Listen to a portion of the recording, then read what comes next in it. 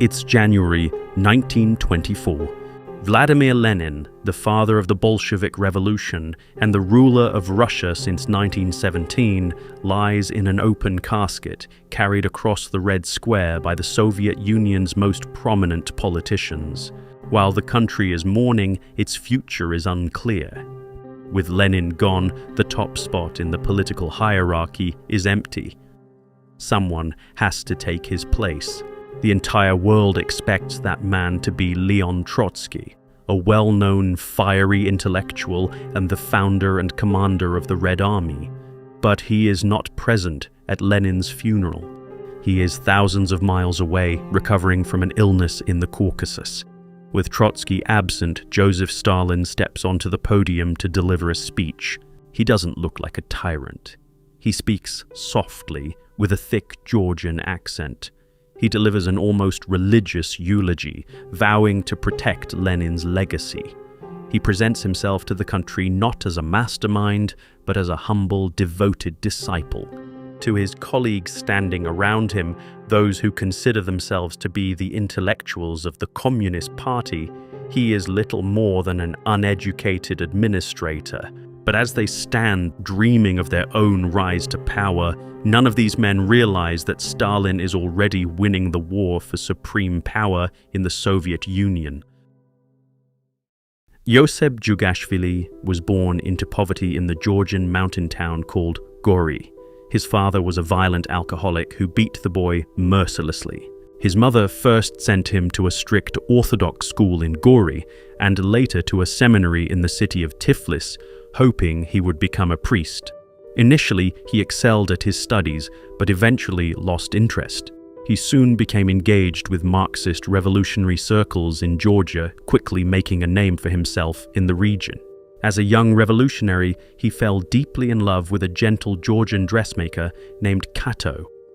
Friends noted how completely different he was around her, warm, affectionate, and genuinely happy. Around her, Ioseb was human. But in 1907, just over a year after they got married, Kato contracted typhus and died. At her funeral, his grief was so overwhelming that he reportedly threw himself into her open grave and had to be dragged out by his friends. On that day, he turned to a comrade and said, "This creature softened my heart of stone. She died, and with her died my last warm feelings for humanity." Kato's death had significant impact on his psyche. A few years later, Yosef adopted the pseudonym Stalin to reflect what he had become, the man of steel. Over the next decade, he rose through the ranks of the Russian Social Democratic Labour Party, climbing from organizing bank robberies in Georgia to Lenin's inner circle. Following the October Revolution in 1917, he became a member of Lenin's government as the Commissar for Nationalities. In 1922, as the chaos of the Civil War was settling, Vladimir Lenin suffered multiple strokes, becoming confined to a wheelchair at his country estate, watching his country slip from his grasp. By this point, the power over the young state had concentrated in the Politburo, the supreme ruling council of the Communist Party, made up of 7 voting members representing different views for the future of the nation. Alexei Rykov and Mikhail Tomsky formed the right wing, which was inspired by Nikolai Bukharin's ideas. To them, the Soviet Union, which was still a fragile and recovering nation, could only transition to socialism through gradual, peaceful economic development. They proposed to be lenient towards the peasant farmers, encouraging them to enrich themselves, believing their increased purchasing power would naturally fund the growth of state-run factories.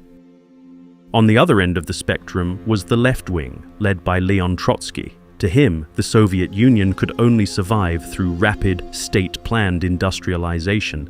To pay for these massive construction projects, Trotsky wanted to heavily tax the peasant farmers, particularly the wealthier kulaks, to extract the necessary capital. Furthermore, Trotsky argued that an isolated agrarian Russia could not survive surrounded by capitalist empires. He believed they had to spare no resources to support revolutionary movements in Western Europe until it too turned communist. In response to the growing rigidness of the state, Trotsky also demanded intra-party democracy, calling for a return to open debate and an end to censorship within the party ranks. Sitting between these economic extremes were the old Bolsheviks, Grigory Zinoviev and Lev Kamenev, the powerful party bosses of Petrograd and Moscow. While they sympathized with Trotsky's desire for faster industrialization, their immediate priorities were entirely political. They viewed themselves as Lenin's natural heirs and the defenders of the orthodox party establishment.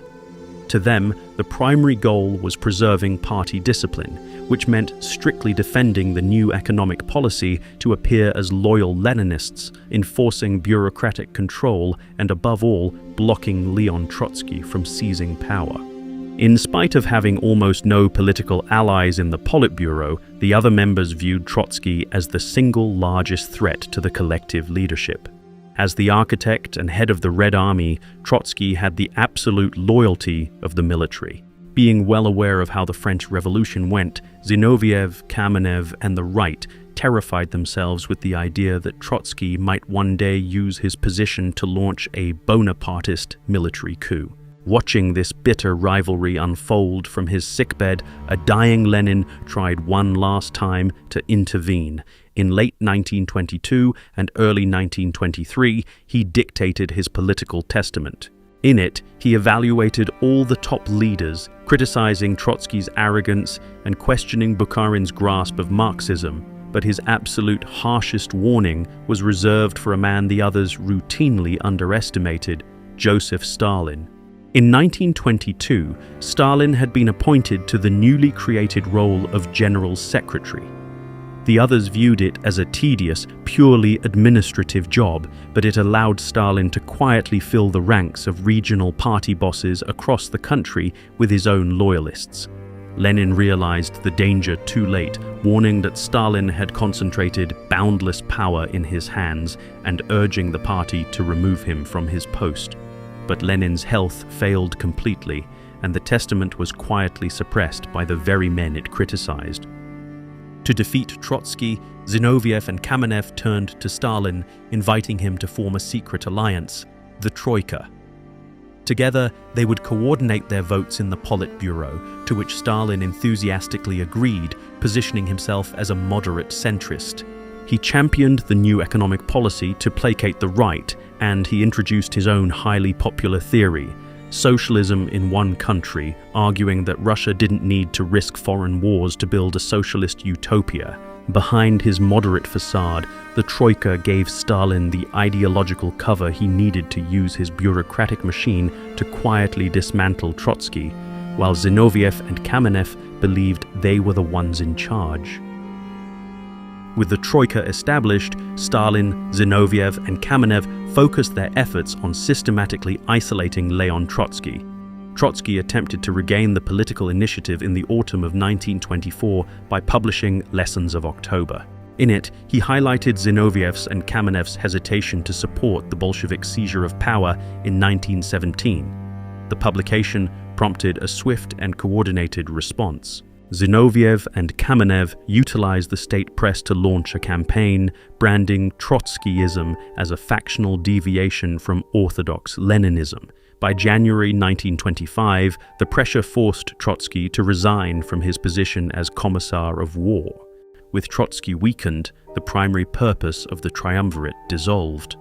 No longer needing his former allies, Stalin shifted his political alignment in the spring of 1925.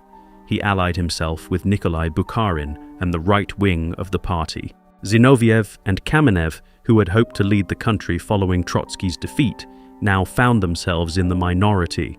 They formed the new opposition. Divorced from Stalin, they reverted to their leftist positions, openly criticizing the new economic policy and Stalin's socialism in one country. This division culminated at the 14th Party Congress in December 1925, where Kamenev formally proposed removing Stalin from his position as General Secretary. However, the Congress was filled with delegates selected through secretariats loyal to Stalin, and Kamenev's proposal was overwhelmingly rejected. Stalin subsequently utilized the administrative apparatus to replace Zinoviev's and Kamenev's supporters in Leningrad and Moscow with his own personnel. Outmaneuvered, Zinoviev and Kamenev were forced to seek an alliance with their former adversary. In the spring of 1926, they joined Leon Trotsky to form the United Opposition.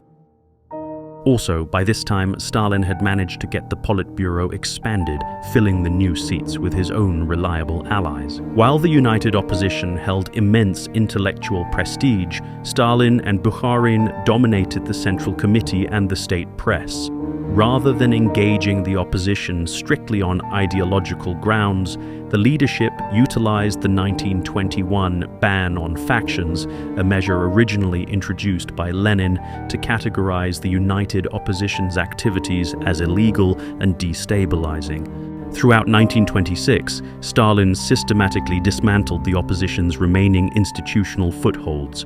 The conflict concluded decisively at the 15th Party Congress in December 1927, which formally expelled Trotsky, Zinoviev, Kamenev, and dozens of their supporters from the Communist Party. Faced with political isolation, Zinoviev and Kamenev capitulated almost immediately, renouncing their views to petition for readmission. Trotsky refused to recant and was exiled to Kazakhstan. For Nikolai Bukharin and the right, the 15th Congress appeared to be a definitive victory for the gradualist approach to socialism.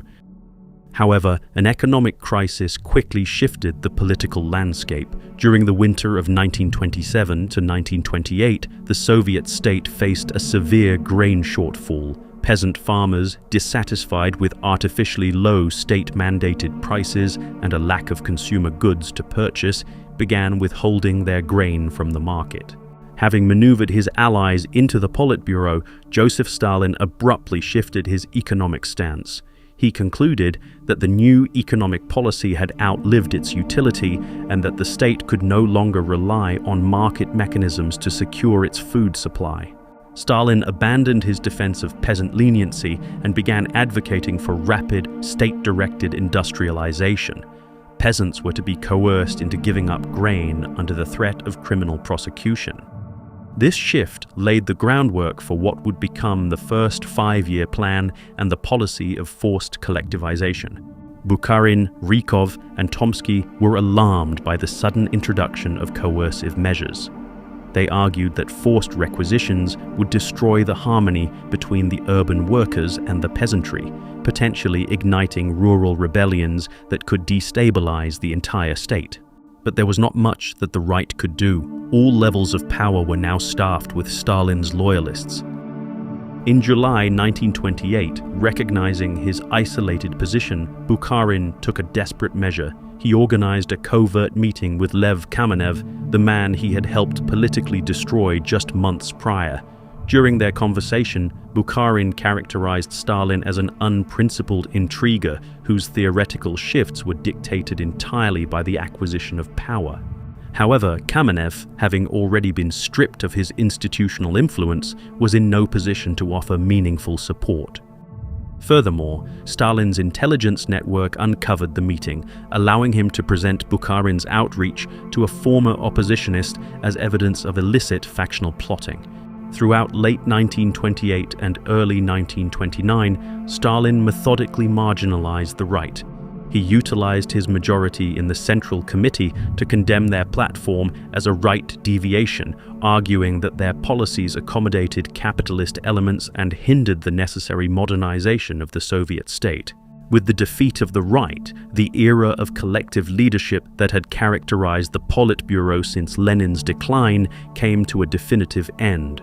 By the close of 1929, the competing ideological factions had been entirely dismantled. Stalin emerged with uncontested absolute authority over the Communist Party and the Soviet state. Most of you already know what followed next.